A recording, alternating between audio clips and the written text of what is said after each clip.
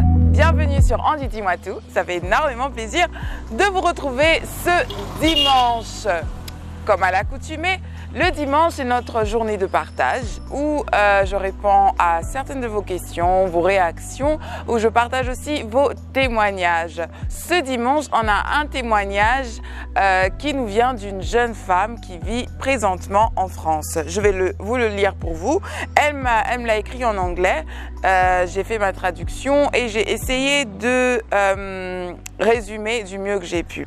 Elle a dit « Salut Andrea, j'ai regardé presque toutes tes vidéos, merci beaucoup, et je vois comment tu réponds aux questions des autres. Alors j'ai décidé de t'en poser une étant donné que j'ai ce problème qui me ronge.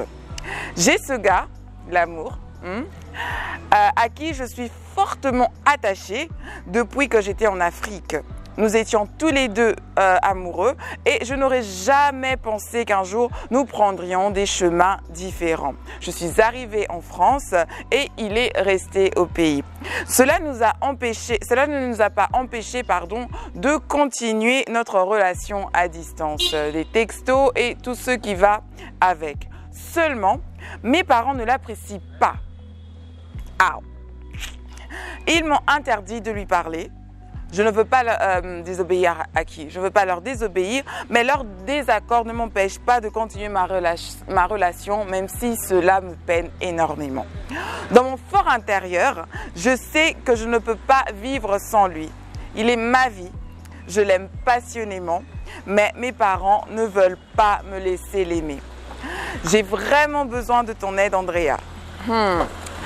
Amour, amour, amour, quand une fille. En fait, son témoignage s'est achevé là. Donc, en gros, elle a rencontré quelqu'un quand elle était au pays. Elle a dit en Afrique, mais elle n'a pas précisé de quel pays en Afrique. J'ai même préféré cacher son nom, mais son prénom nous laisse croire qu'elle viendrait de la RDC.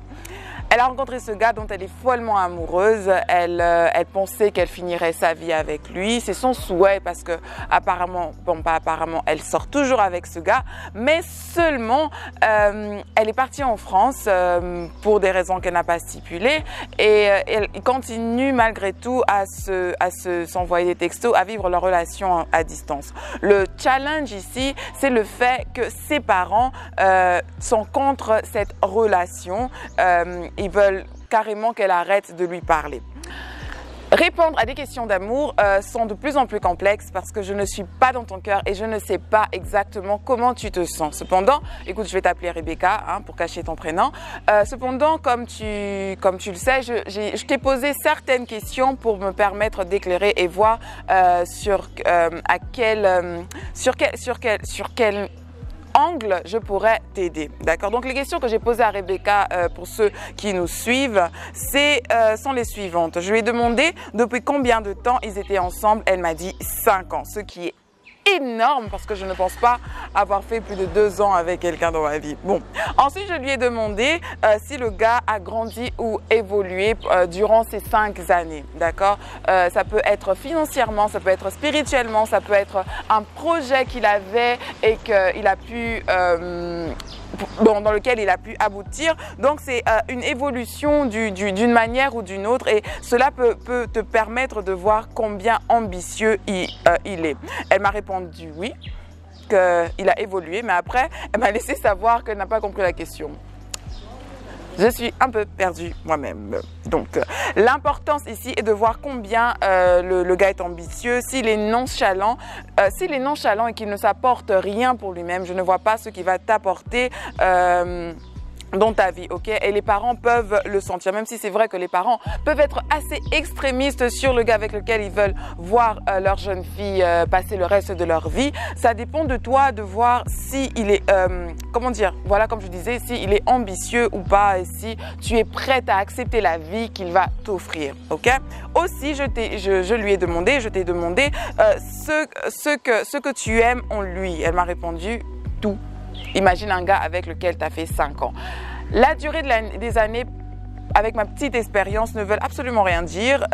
C'est vrai que c'est énorme de passer 5 ans avec une personne que tu connais comme l'arrière de ta poche, ok? Mais il peut arriver qu'un jour le voile tombe et que, en fin de compte, tu te rendes compte que je l'aime pas tant que ça.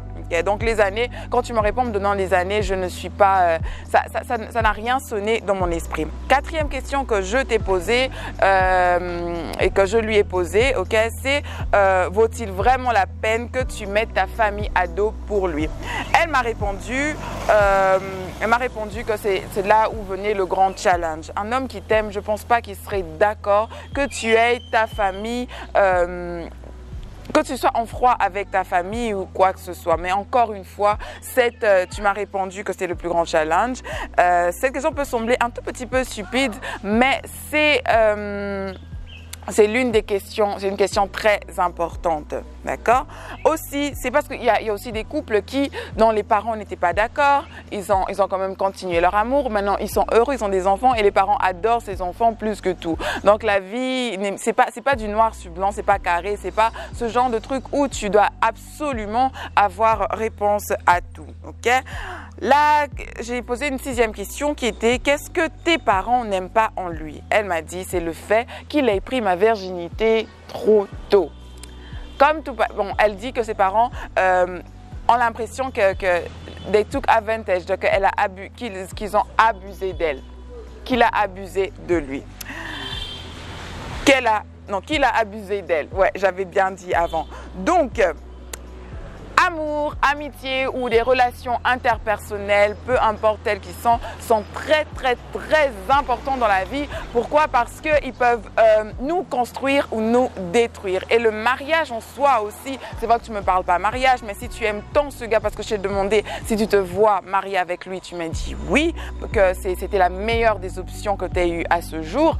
Le mariage en soi est une institution divine, donc l'accord de Dieu est très important. C'est vrai que ma façon de penser sur ce sujet est un peu comme un ping-pong où à un moment je suis de ceux qui pensent que Dieu n'a pas vraiment son mot à dire, mais il agrée, mais il est d'accord avec nos opinions, nos choix, pardon. Mais de l'autre côté, je me dis Dieu il a son mot à dire. Parce que quand tu épouses une personne, je crois que j'ai déjà dit dans une des vidéos, tu épouses sa vie, tu épouses ses combats, tu épouses sa destinée.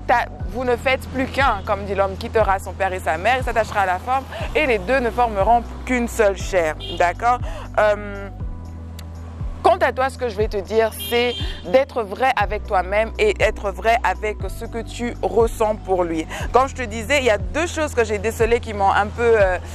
ne m'ont pas vraiment plu. Le fait que tu m'aies parlé de passion et de sexe me fait vraiment peur. Le sexe, c'est vrai, c'est l'une des choses les plus merveilleuses que Dieu ait donné à l'être humain, mais il est mieux de le pratiquer dans le mariage parce qu'il crée un lien tellement fort que tu ne sais pas vraiment si tu l'aimes de manière pure ou à cause de ça. Et le fait que tu l'aimes passionnément et qu'on m'aime...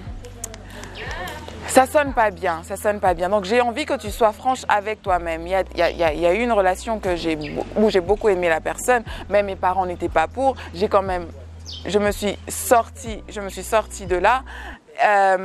Mais j'ai beaucoup regretté parce que la personne avec laquelle je suis allée après, il y avait que des regrets, Donc, il faudrait que tu prennes des décisions que tu es prête à assumer toi-même, d'accord? Qu'elles soient bonnes ou qu'elles soient mauvaises, les conséquences te seront attachées à toi-même et tu seras en paix avec toi-même parce que tu dis je l'ai voulu, que maintenant il m'ait brisé le cœur ou qu'il m'ait fait mal ou que ce soit bien fini, c'est parce que je l'ai voulu comme ça, d'accord? C'est vrai qu'on a envie de rendre nos parents fiers, mais nos parents suivent toujours les choix qui nous font plaisir. Quand ils nous voient heureux, ils sont heureux. Et la seule chose qui leur fait peur, c'est qu'ils ne veulent pas que leur petite fille tombe dans les mains de quelqu'un qui ne la mérite pas. Je te conseillerais d'avoir une conversation franche avec le parent avec lequel tu es le plus proche. Est-ce que c'est ton père ou est-ce que c'est ta mère? Tu dis, maman, écoute, il y a ceci, cela. Et si déjà ils savent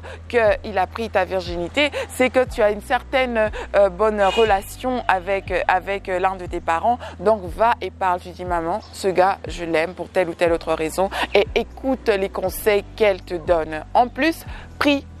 Si tu es chrétienne, je te demande de prier. Dieu répond toujours à nos questions et à nos prières. Nos prières ne sont pas comme de la fumée où ça va, voilà, ça se dissipe dans le ciel, mais il les stocke et il répond au moment opportun. Il donne toujours des signes, tantôt d'une manière, tantôt d'une autre. Toi, sois sensible à sa voix et essaye de déceler ce qu'il te dit pour ta relation. J'espère vraiment que j'ai pu te répondre d'une certaine façon. Comme je dis, c'est très compliqué de donner son opinion dans les relations amoureuses parce que tu sais toi-même ce qui est bon. Tu sais toi-même ce que tu veux et j'espère que ce brouillard sera écarté et que tu pourras faire le bon choix. Le bon choix, je te prie, fais-le avec Jésus-Christ.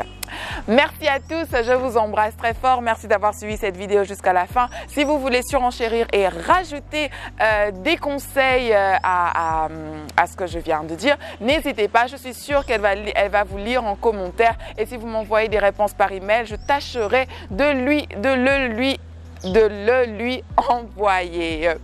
Je vous embrasse très fort. Merci à Yohan Prod d'avoir tourné cette merveilleuse vidéo pour moi. Merci à tous encore une fois d'avoir suivi cette vidéo. Et je vous dis, je ne suis pas sûre de vous dire à mercredi, mais bon, à mercredi quand même. Hein? Bye bye.